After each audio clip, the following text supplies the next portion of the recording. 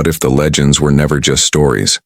What if humanity, the ancient warriors feared across galaxies, never vanished, but waited in the shadows, watching, evolving?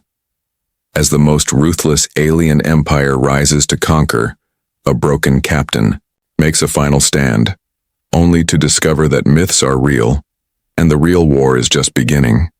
This isn't just survival. This is the return of the forgotten. Buckle up.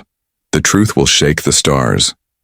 If you are new here, then please subscribe this channel and show thumbs up by liking the video.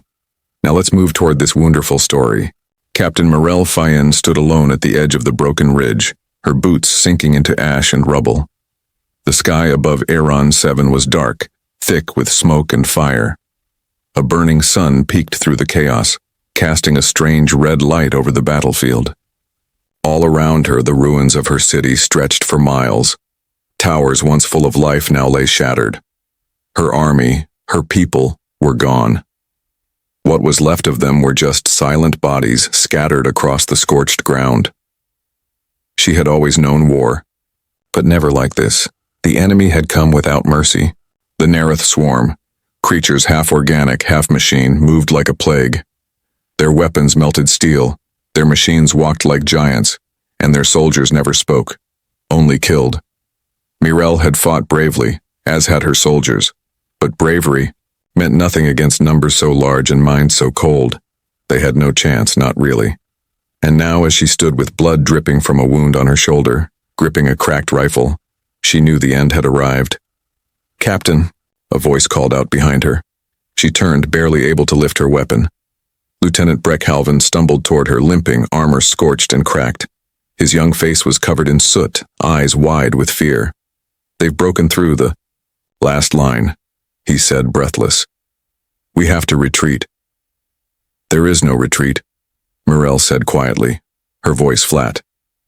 "There's nowhere left to run." They both looked toward the ridge where the sound of Nereth war machines echoed louder. With each passing second, the swarm was coming, rolling over everything in its path. Mirelle closed her eyes for a moment.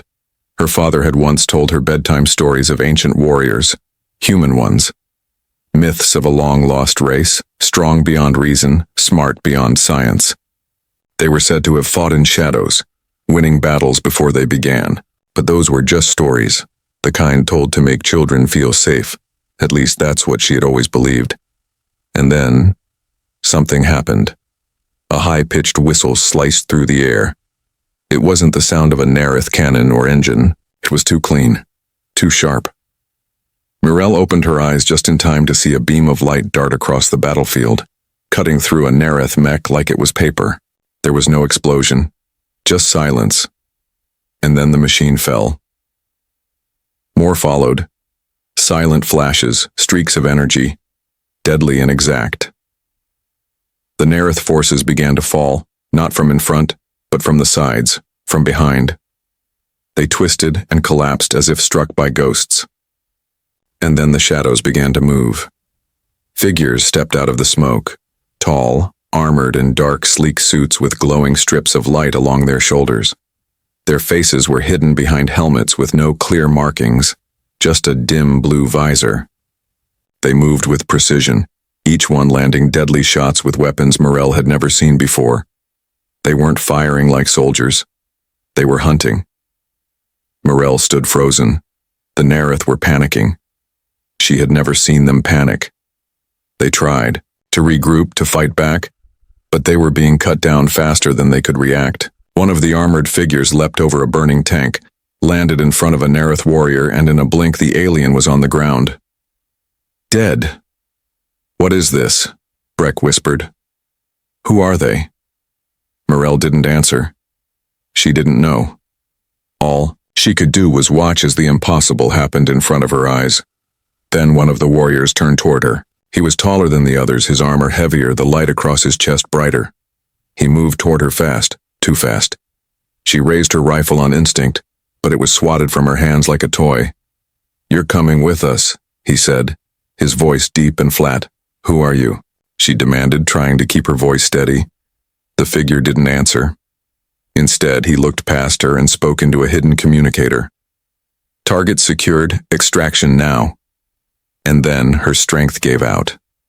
The pain from her wound flared. Her knees buckled and the world spun. She collapsed, but the armored figure caught her before she hit the ground. His grip was strong but careful, like he had done this 1,000 times before. Her vision blurred and darkness crept in around the edges. As she faded into unconsciousness, a single thought echoed through her mind. The stories were true. The humans hadn't vanished. They had just been waiting. Morel woke to a soft hum and a strange scent, clean, metallic, and artificial. The pain in her side was gone, but her body felt heavy, like she was floating in water. Her eyes fluttered open slowly. The ceiling above her was smooth and silver, dotted with tiny lights that pulsed gently like stars. She wasn't on Aaron 7 anymore. There was no fire, no ash, no sound of battle. Everything was still. Too still. She tried to sit up, but her limbs didn't want to listen. Machines clicked softly around her, scanning her body. A cold device pressed lightly against her temple. Her eyes darted around. The room she was in was small but clean, the walls glowing faintly white. A large screen on the far wall showed symbols and charts she couldn't understand. It wasn't like any technology she had ever seen, not from Aaron, not even from the advanced inner systems. Footsteps approached, slow, steady, confident. Morel tensed, her hand reaching for a weapon that wasn't there. A figure stepped into the room, tall and clad in a black armored suit with no markings. The helmet covered their face entirely, but the glowing red visor pulsed as they moved. The figure paused at her bedside and studied the readings on the monitor. "You're recovering faster than expected," a calm voice said. It was male, deep and steady, with no emotion. "Who are you?" Morel asked, her voice dry and hoarse. "Chew." Figure didn't answer right away. Instead, he tapped something on the wall. The door behind him slid open and another figure entered, this one without a helmet. He was older, with short gray hair and a long scar running down his left cheek. His face was calm, but his eyes were sharp, cold, and full of calculation. "My name is Commander Dylan Voss," he said, stepping closer. "You're aboard a classified vessel. Location undisclosed." Morel narrowed her eyes. "You saved me. Why?" Dalen studied her, then answered, "Because your world was the first of many under threat, and we're not ready to let the swarm take everything." "You're human," she said quietly, disbelief in her voice. "That's not possible. You're supposed to be extinct." "Not extinct," Dalen replied. "Just forgotten. We chose to disappear. For a time." Morel shook her head slowly, trying to process what she was hearing. The legends, the bedtime stories, the warnings told by old warriors, they were all real. The humans hadn't died out. They had gone into hiding, waiting, watching. Another figure stepped into the room, a woman in a sleek uniform, her hair tied back in a tight braid. She nodded politely at Morel. "Name's Talia Venn. I handle engineering and recovery. Glad to see you're still breathing." Morel tried to sit up again and finally managed to swing her legs over the edge of the medical bed. Her feet touched the cold floor, and she shivered. "Where are we going?" she asked. "You'll see," Dalen said simply. They led her through the ship. The halls were narrow and lined with dim lighting. Everything was quiet. The crew moved like shadows. No chatter, no wasted steps. They weren't like the soldiers she knew. They were something else. More precise. More disciplined. It made her uneasy. As they reached a viewing deck, the stars opened up before her. Thousands of them, clearer than she had ever seen. Floating nearby was something enormous. A dark structure shaped like a massive ring, almost invisible against space. It was quiet, still, but filled with energy she could almost feel in her bones. "That's our base," Talia said. "One of several?" You built that? Morel asked. Dalen nodded. After the exile, we made sure we had places the galaxy couldn't find. We kept our eyes open, stayed prepared. For what? She asked. For the moment when we'd need to return. Morel turned to face him. Why now? Dalen's voice lowered. Because the Nareth have grown too bold. They've crossed into territories they were warned to stay away from. And more importantly, they've forgotten why they feared us in the first place. As they walked further into the base, Morel saw more of the soldiers, training in silence, handling weapons she didn't recognize, moving in perfect sync. They didn't speak. They barely blinked. Every action had a purpose. How do you train them to be like this? She asked quietly. We don't train soldiers, Dalen replied. We train hunters. The words chilled her. These weren't warriors driven by passion or pride. They were built for something else entirely. Efficiency, precision, survival. She had always thought of war as chaotic, unpredictable. But here, it was something colder. Controlled. Later she was taken to a combat hall. Dark walls, strange weapons, and a group of human fighters standing in perfect formation. I want to see what you're capable of, Dalen said. You survived longer than most. Show me why. Morel hesitated but stepped forward. The first human moved. He was fast, blindingly fast. His punches were precise. No wasted movement. She dodged, countered, struck. But he barely flinched. Two more joined and she was surrounded. She fought back hard, relying on instinct, on survival. She held her ground, but only barely. When it was over, she was on one knee, breathing hard, bruised and exhausted. Dalen stood calmly, arms crossed. You did better than I expected. That wasn't a test, she said, glaring up at him. That was a message. He nodded. Now you're starting to understand. And she did. These people weren't just returning to help. They had come back for a reason. Something deeper, something more dangerous. The war with the Nareth was just the beginning. Morel wasn't sure yet what they wanted, but one thing was certain. The ghosts were real, and they were not done. Rain fell in thick sheets over the burning city of Kalos. The clouds above were black with smoke, and flashes of light from distant explosions lit the sky like silent lightning. Captain Morel Fayen crouched behind the wreck of a crashed transport, her eyes fixed on the towering command structure in the distance. That was where the Nareth warlords were hiding, controlling the invasion from within thick steel walls and layers of deadly defenses. She wasn't alone. Beside her stood Major Elon Reeve, one of the humans' top tacticians. He was tall, calm, and unsettlingly quiet. He wore the same dark armor as the rest of his squad, face hidden behind a helmet with a pale white visor. Around them, a group of human operatives waited in silence. No one spoke. No one moved unless it was necessary. They were like shadows with purpose. Morel shifted her weight and checked her weapon, sleek, black, and deadly.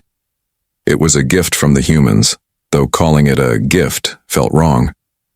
It was more like being handed a responsibility. She had never used a weapon so light and so powerful. It didn't hum, it didn't blink, it just waited, ready to act as quickly as her thoughts could guide it. Their mission was simple on the surface: infiltrate the Nareth's command base, eliminate their leadership, and get out before anyone realized what had happened. But Morel knew nothing about this would be easy. The Nareth didn't build their strongholds for comfort. They built them for war. Elon turned to her, his voice flat through the comm. We move in 2 minutes. Understood, she replied, trying to hide her nerves. Another operative, Enar Juno, a young Ironian scout, gave her a nod. He had fought under her command before and had volunteered to join this mission when he heard she was involved. He still believed in her, though she wasn't sure why. They moved quickly, slipping through ruined streets, past collapsed buildings, and through the eerie silence of a once living city. The Nareth forces were spread thin, focusing their firepower on the remaining resistance fighters elsewhere. That's exactly what the humans wanted. By the time they reached the outer wall of the Nerith base, the rain had stopped, the wind had died down, and an unnatural stillness settled over the area. Morel didn't like it. It was the kind of quiet that came right before something terrible. Elon motioned to one of his soldiers, who pressed a device against the wall. It made no sound, but a moment later, a doorway appeared where there had been none. The wall shimmered, and they stepped through into darkness. Inside, the Nerith base was worse than Morel expected. The walls pulsed with a dim, greenish glow. The air smelled of chemicals and oil. Thick cables ran along the floor like metal vines. Strange machines hissed in the distance. She could hear them, Nerith guards, their footsteps heavy and even. But the humans didn't slow down. One by one, they took down the guards. Silent, precise, without hesitation. They didn't use flashy moves or loud weapons. Each kill was quiet and clean. Morel had seen many battles, but this wasn't a fight. It was a hunt. And the humans were the hunters. They pushed deeper into the base, past defense turrets and locked gates. The humans had tools for everything. Hacking devices, cloaking shields, even silent drones that floated ahead to map danger before it arrived. Morel felt like she was walking with ghosts. Even Enar seemed uneasy now, his hand never leaving the grip of his rifle. Then they reached the heart of the base, the command chamber. The Nerith warlord stood inside, tall and strange, covered in armor that pulsed with dark energy. They hadn't seen the humans yet. That wouldn't last. Elon raised a hand, signaling the attack. What followed was a blur. Lasers cut through the air. Morel dove behind cover, firing at a warlord who raised his clawed arm. A bolt from her weapon burned through its chest, and it collapsed in a heap of sparks. Another tried to escape, but was cut down by a human operative before it reached the door. It was over in less than 2 minutes. Morel stood in the silence, her heart racing. They had done it. The warlords were dead. The base was falling apart. But then a sound echoed through the chamber, a deep growl, too low and too angry to be anything but trouble. From a hidden door behind the command platform, a creature emerged. It was twice the size of any Nerith they had seen, covered in heavy armor. Its eyes glowed red with fury. It was the Warden, the Nerith's last line of defense.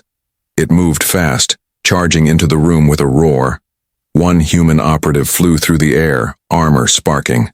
Morel fired at its legs, but the bullets bounced off. Elon engaged it directly, dodging its attacks with smooth, unnatural movements. His blade sliced at weak points, but even he couldn't bring it down easily. Morel grabbed a grenade from her belt, activated it, and threw it toward the Warden.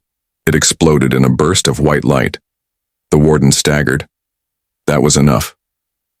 Elon moved in and with one final strike to the neck dropped the creature. The room was still again. Breathing hard, Morel looked at Elon. He hadn't even broken a sweat. That wasn't natural, none of this was. She had fought her entire life and never seen anything like this. "What are you?" she asked quietly. Elon didn't answer right away. Then he looked at her and said, "We're the reason they built Legends." Morel stood in silence. The mission was complete.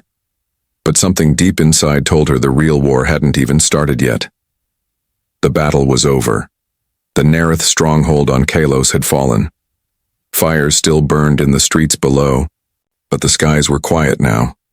Captain Morel Fayan stood on the observation deck of the human ship Solace, watching as pieces of the enemy fleet drifted in silence across the stars.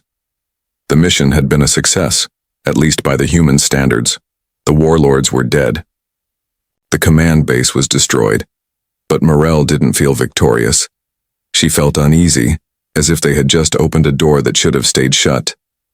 Commander Dylan Voss joined her at the railing, arms crossed behind his back. He said nothing, for a while.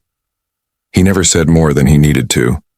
His face, as always, was calm and unreadable. Morel wasn't sure if he was thinking about the next move or watching for signs of something worse. "You don't seem surprised by how it ended," she said quietly. "I'm not," Dylan replied. "They were always going to fall. We just made sure it happened faster. Morel turned toward him. Then why do I feel like something else is coming? Dalen didn't answer. Not right away. Instead, he motioned to one of his officers. A moment later, a large display lit up in front of them.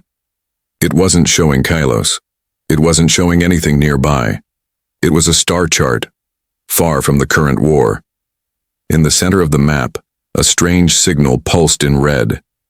It was old, full of static, and sent chills through Morel just looking at it.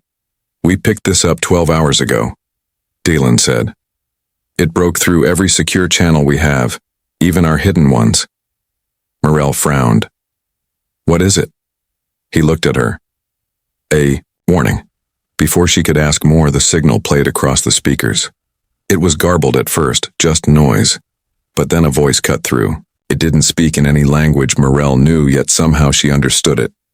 One word. One terrifying word. Awake.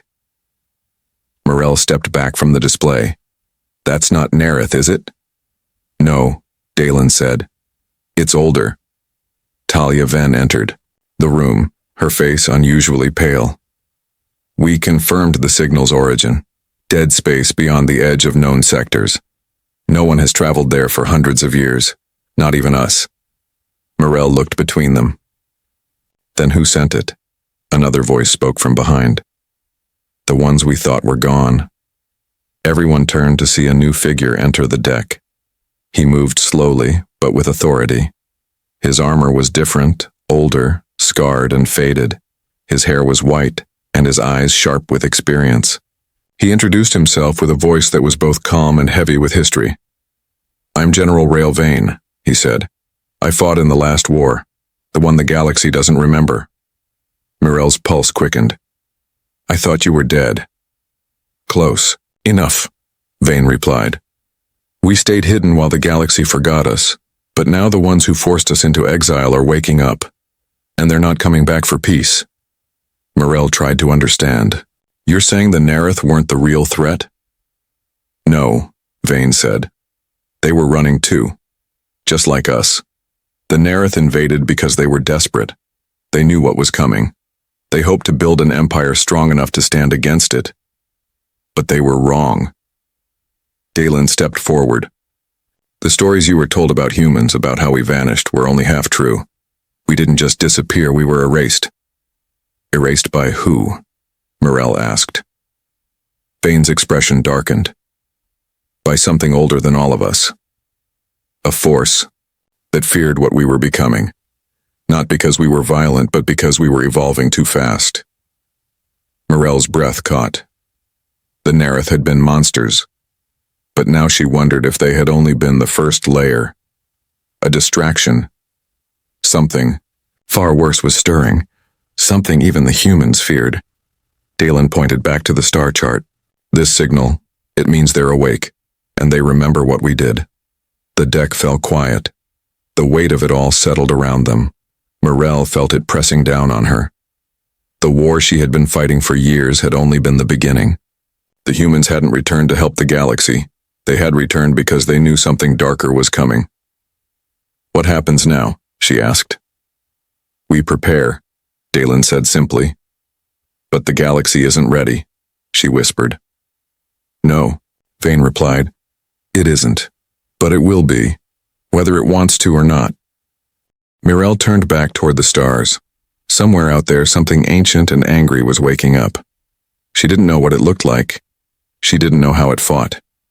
But she knew the fear in Dalen's eyes wasn't fake. The humans weren't afraid of much, but they were afraid of this. The silence lingered until a single transmission echoed through the room. This one came from deep within the human fleet. A single command from the highest-ranking AI intelligence in their system. All units prepare the fleet. Priority red. And just like that, the shadows began to move again. Morel didn't speak. She didn't protest. Because deep down, she understood the truth. The war with the Nerith was over. But the real war, the one no one had told her about, had only just begun, and this time the galaxy wouldn't get a second chance.